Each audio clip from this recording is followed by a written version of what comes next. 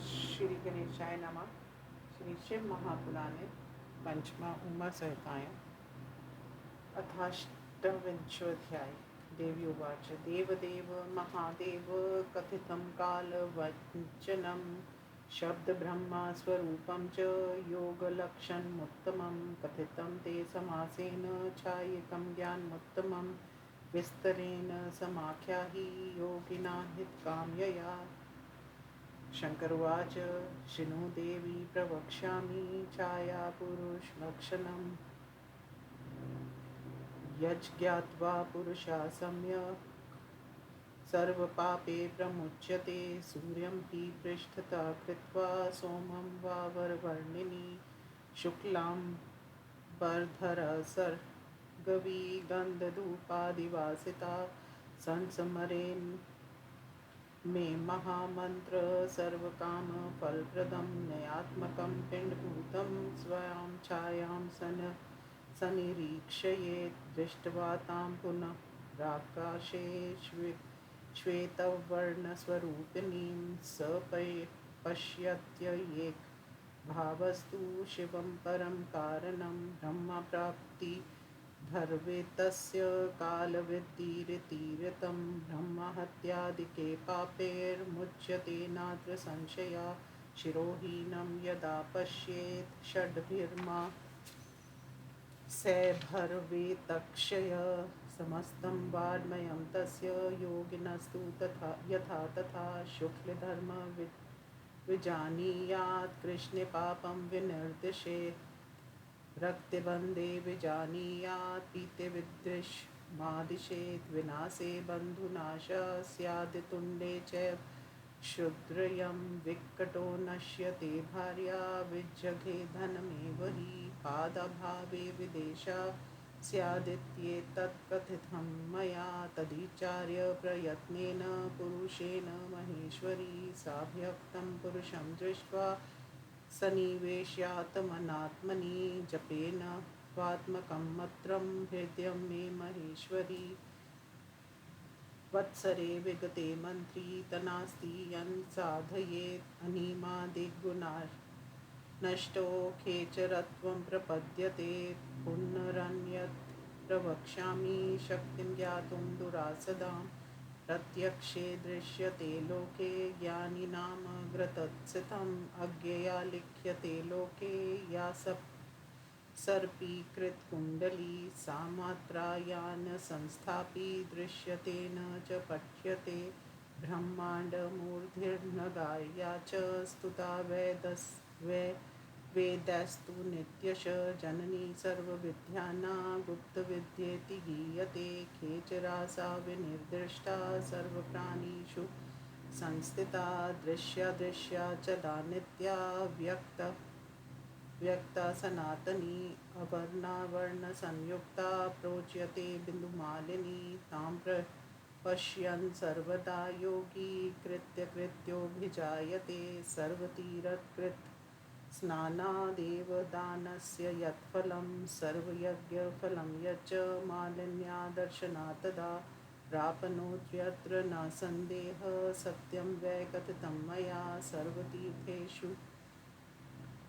यत्स्नात्वा दत्त्वा दानानि सर्वशः सर्वेषां देवी यज्ञानां यत्फलं तल्भेत्पुमान् किं बहुक्त्या महेशानि सर्वान् कामान् संशन्नुते तस्मज्ञान यथा योगं भयसेत्स्ततं बुधा अभ्यासाजायते सिद्धि योगोऽभ्यासात् प्रवर्धते सन्वितिर्लभ्यतेऽभ्यासादभ्यसान्मोक्षमश्नुते अभ्यासं स्ततं कार्यो धीमता मोक्षकारणम् इत्येतत् कथितं देवी भुक्तिमुक्तिफलप्रदं किमन्यत् पृच्छन्त्यते तत्त्वं वत् सत्यं ब्रवीमि ते श्रुत्वाच इति श्रुत्वा ब्रह्मपुत्रवचनं परमार्थदं प्रसन्नो भूदति व्यासा पाराशर्यो मुनीश्वरा सनत्कुमारं सर्वज्ञं ब्रह्मपुत्रं कृपानिधिं व्यासपरं सन्तुष्टः प्रणनाम मुहुर्मुहुः। ततस्तुष्टावत्वं व्यास कालेय स मुनीश्वर सनत्कुमारं मुन्यसुरविज्ञानसागरं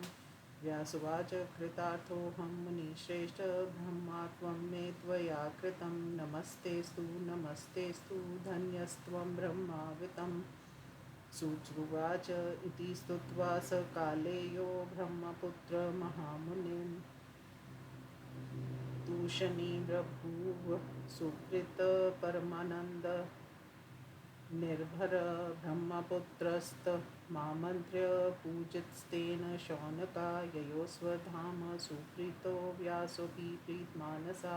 इति मे वर्णितो विप्रा सुखद परमार्थयुक सनत्कुमार कालेय संवादो ज्ञानवर्धना इति शेषमहापुराणे पंचमसहितायां छायापुरुषवर्णनं नाम अष्टाविंशोऽध्याय अथेकोनत्रिंशोऽध्याय शौनकवाच श्रुतं मे महादाख्यानं यत्त्वया परिकीर्तितं सनत्कुमार कालेय संवादं परमार्थदम्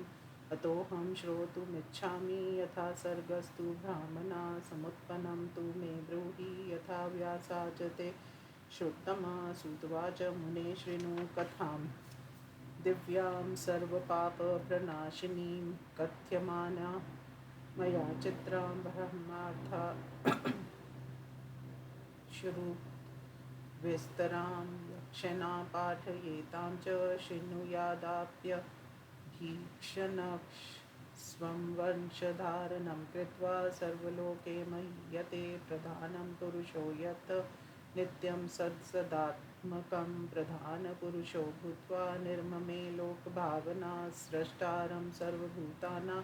नारायण परायणं तं वै वित्ति मुनिश्रेष्ठ ब्राह्मणं ममितोजसं यस्माद् कल्पयत्कल्पा समग्राशुच्चयो यथा भवन्ति मुनि शार्दूल नमस्तस्मै स्वयंभुवे तस्मै हिरण्यभार्य पुरुषाय शराय च नमस्कृत्य प्रवक्ष्यामि भूयसर्गमनुत्तमं ब्रह्मस्रष्टा हरिपाता संहर्ता च महेश्वरा तस्य सर्गस्य नान्योऽस्ति काले काले तथागते सोऽपि स्वयं भूर्भुवस्सुवांसि सृक्षुर्विविधा प्रजा अप एव ससर्जादो तासु वीर्यं वासृजत् आपुनारा इति प्रोक्ता आप वै नरसूनवा अयन्नं तस्य ता पूर्वं तेन नारायण संवृता हिरण्यवर्म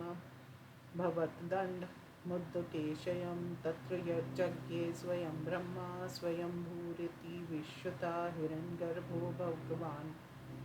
मूषित्वा परिवत्सरं तदण्डं करोददैधं द्विं भूमि च निर्ममे अधोदोर्ध्वं प्रयुक्तानि भग्नानि चतुर्दशा तयोः शक्ल्योर्मध्ये आकाशं सृजत् प्रभु अप्सु परिप्लवां पृथ्वी दिक्षक्ष दशधा दिवि तत्र काले मनोवाचं कामक्रोधावथोरतिं मरीचिमत्र गिरसो पुलत्सत्यं पुलं कृतं वसिष्ठं तु महातेजासोऽसृजत् सप्तमानसान् सप्तब्रह्मान् इत्येते पुराणे निश्यं गता ततोऽसृजत् पुनर्ब्रह्मा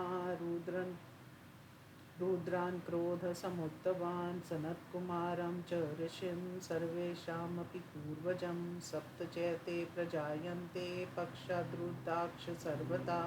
ततं सनत्कुमारस्तु तेजसंक्षिप्य तिष्ठति तेषां सप्तमहावंशा दिव्या देव ऋषिपूजिता प्रजायन्ते क्रियावन्तो महर्षिभिरलङ्कृता विद्युतो शनिमेघांश रोहितेन्द्रधनुषं च पयांसि च ससर्जादो पर्जन्य च ससर्जः ऋचुषि सामानि निर्ममे यत्सिद्धये कुजांस्तैर्यजन् देवा नित्यवं नु शुश्रुमो मुखादेवान् जनयति कृतं शैवाथ वक्षस राजायत् मनुष्यान् वे जघ्ननामि नर्मेऽसुरान् उचावाचानि भूतानि गात्रेभयस्तस्य जज्ञिरे अपवस्य प्रजासर्गे सृजतो हि प्रजापते सृज्यमाना प्रजाक्षेव नावर्धन्त यदा तदा द्विधा कृत्वात् मनोद्वेहिं स्त्रीचैव पुरुषो भवत् स सृजेथ प्रजा सर्वा महिमना व्याप्य वीक्षता विराजं सृज् स सृष्टपुरुषो विराट् दित्यं तं मनो विद्धि मनोरत्नमेव च स विराज प्रजा सर्वा ससर्ज पुरुष प्रभु नारायण विसर्गस्य प्रजा सत्तस्याप्ययो निजा आयुष्यमानकीर्तिमानधन्यप्रजा वाङ्क्षाभवतत् इत्येवमादिसर्गस्ते वर्णितो मुनिसतम् अधिसर्गं विदित्वैवं यथेष्टां प्राप्नुयादिर्तिम् इति श्रीशिवमहापुराणे पंचमसंहितायां विसर्गवर्णनं नाम 29.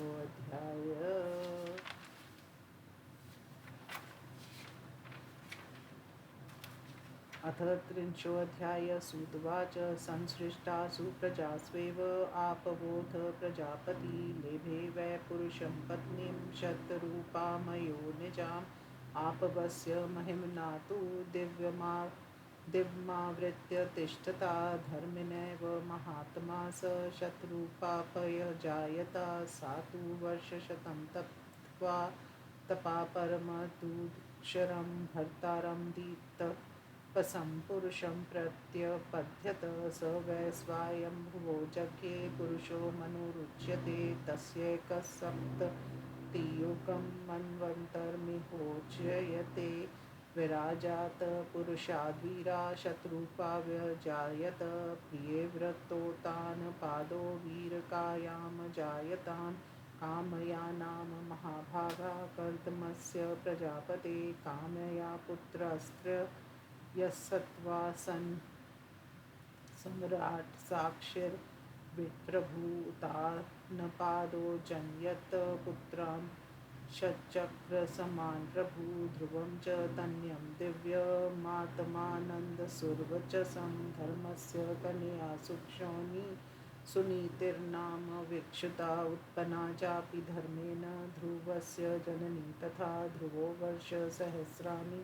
त्रीणि दिव्यानि कानने तपस्तेपे स बालस्तु प्रार्थयन्नस्थानमव्ययं तस्मै ब्रह्मा ददो प्रीतास्थानमात्म समप्रभुवचलं चैव पुरता सप्तशीर्णा प्रजापति तस्मात् पुष्टिक्षधान्यक्ष ध्रुवात् पुत्रो व्यजायतां पुष्टिरेवं समुत्थायापच्यपुत्रान् कल्मषान् रिपुं रिपुञ्जये विप्रं वृक्कलं वृषतेजसं रिपोरेवं च महिषी चाक्षुषं सर्वतो दिशम् अजीजन्नत्पुष्करणीयां वरुणां चाक्षुषो मनोरजायतं यन्तदश नटलायां महोजसा कन्यायां हि मुनिश्रेष्ठ वैश्यजन्म प्रजापते कुरुमार्स शतधूमनस्तपस्वी सत्यवित्कवि अग्निष्टोमोतिरात्र क्षातिमन्यो सुयशा दशा पुरोजन यत्र पुष्ट्रा षण्डाग्नेयी महाप्रभान् अङ्गसोमनस्ख्याति श्रुतिमङ्गिरं गयम् अङ्गात् सुनीता भार्या वैवेन मे कं सूयत अपचारेण वेनस्य गोपस्तेषां महान्भूतः हुकारेणैव तं जघ्नुर्मुन्यो धर्मतत्परा अजप्रजार्थमृष्य प्रथिताक्ष सुनीतया सारस्वातस्तदा तस्य मम्मन्थुर्दक्षिणं करं विनस्य पानो मत्तिथे सम्बभूव तथा पृथु स धन्वी कवची जातस्तेजसादित्य सन्निभा अवतार स विष्णोर्हि प्रजापालन हेतवे धर्मसंरक्षणार्थाय दुष्टानादन हेतवे पृथुवर्ण्यस्तदा पृथ्वीमर्क्षत् क्षत्रपूर्वजा राजसूयाभिषिक्तानामाद्य स वसुधापति तस्मचैव समुत्पन्नो निपुनो सुतमागधो तेनेयं गोर्मणि श्रेष्ठ दुग्धा सर्वहिताय वे सर्वेषां वृत्ति दक्षा भूदेवऋषि सुरक्षसां मनुष्याणां विशेषेण शतयज्ञो यज्ञकरो नृपा पृथोपुत्रो तु जज्ञाते धर्मज्ञो भुवि पार्थिवो विविताक्ष हर्यक्षो महावीरो सुविश्रुतो शिखण्डिनी चाजन्यत्पुत्रं प्राचीन बर्हिषिमा प्राचीनाग्राकुशास्तस्य पृथ्वीतलचारिणा समुद्रतन्या तेन्धर्मत सुविवाहिता ऋजेधिकतरं राजा कृतदारो महाप्रभु समुद्रतन्यायास्तु दश प्राचीन बहिर्ष बभूवुस्तन्यया दिव्या बहुयज्ञकरस्य वै सर्वे प्राचेतसा नाम्ना धनुर्वेदस्य पारगा अपृथर्धर्माचारणास्ते तप्यन्त महातपा दशवर्षसहस्राणि समुद्रसलिलेशया रुद्रगीतं जपन्तक्ष शिवध्यानपरायणा तपक्षरत्सु पृथ्वीयां भवक्षं महीरुहा रक्षन्मानायां पृथिव्यां बभूवाथ प्रजालय तान् दृष्ट्वा तु निर्वृत्तास्ते तपसो लब्धसद्वरा चक्रुधर्मो निशार्दूलदग्धकामास्तपोबला प्राचितचेतसा मुखेभ्यस्ते प्रासृजन्नगिमारुतो वृक्षानूनमूल्यवायुस्थान दहदव्यवाहना वृक्षक्षं ततो दृष्ट्वा किच्छिचेषु शाखिषु उपगम्याब्रवीदेतान् राजा सोमप्रतापवान् सोमवाच कोपं यच्छत्राजानं सर्वे प्राचीन बर्हिष अनुभूतानुकन्येयं वृक्षाणावरवर्णिनी भविष्यं जानता सा तु धृतागर्भेण वै मया भार्या वोस्तु महाभागा सोमवंशविवर्धिनी अस्यामुत्पत्स्यस्ते विद्वान् दक्षोणां प्रजापति सृष्टिकर्ता महातेजा ब्रह्मपुत्र पुरातना युष्माकं तेजसा द्वेर्न मम चानेन तेजसा ब्रह्मा तेजोमयो भूपा प्रजा संवर्धयिष्यति तथा सोमस्य वचनात् गृहोस्ते प्रेचतसा भार्या धर्मेन्ता प्रीतया वृक्षजां वर्णिनो तेभ्यस्तस्यास्तु संजज्ञे दक्षनाम प्रजापति सोऽपि जज्ञे महातेजा सोमसाञ्चाये क्षेन वैमने अच्राक्षं चराक्षेव दिक्वदोऽथ चतुष्पद संसृज्य मनसा दक्षो मैथुनी सृष्टिमारभत वीरन्नस्य सुतां नाम्ना वीरनी स प्रजापते उप्ये मे सुविधना सुधर्मेण पतिव्रतां हर्यक्षान् युतं तस्यां सुतन्तान् पुण्यान् जीजनत् ते विरक्ता बभूवुक्ष नारदस्योपदेशत तच्छ्रुत्वा स पुनर्दक्ष शुक्लाक्षान् जीजनत् नाम तस्तन्ययास्तस्यां सहस्रपरिसंख्यया तेऽपि भ्रातृवृथा ज्ञातास्तन्मुने रूपदेशता नागमणि प्रेत्तसान्निध्यं विरक्ता भिक्षुमार्गिना तच्छ्रुत्वा शापमाकृद्रो मुन्ये दुस्सहं ददो पुत्रचिन्न लभ्य से स्वेति संस्थितिं कल्पप्रिय सान्वितोऽथ विधात्रा हि सपक्षाद् सृजत्श्रेय महाज्वला स्वरूपेण गुणेक्षापि मुनीश्वर ददोस दश धर्माय कश्यपाय त्रयोदशा दे चैवं ब्रह्मपुत्राय चैवागिरसे तदा दे कृशाक्षाय विदुषे मुन्यमुनि सतं शिष्टसोमाय दक्षोऽपि नक्षत्राख्या ददो प्रभु ताभ्यो दक्षस्य पुत्रीभ्यो जातदेवासुरादय बहवस्तन्यया ख्याता ते सर्वे पूरितं जगत् ततः प्रभृति विप्रेन्द्र प्रजामेथुं संभवा संकला पादर्शनात् सपर्शात् पूर्वेषां सृष्टि रुच्यते शौनकुवाच अङ्गुष्ठाद् ब्रह्माणो यज्ञे दक्षोक्तसत्त्वया पुरा कथं प्राचेत सत्त्वं हि पुनर्लेभे महात्तपा इदं मे संशये सूत प्रत्याख्यातुं तव महर्षि चित्रमेतत्तस् सोमस्य कथं क्षुरताङ्गता सुतवाच उत्पत्तिश्च निरोधश्च नित्यं भूतेषु वर्तते कल्पे कल्पे भवन्त्युते सर्वे दक्षादयो मुने इमां दक्षस्य यो विधात् सचराचरं प्रजावानायुषा पूर्णं स्वर्गलोके महीयते इति श्रीमहापुराणे पंचमसहितायां सर्गवर्णनं नाम 3 अध्यायः।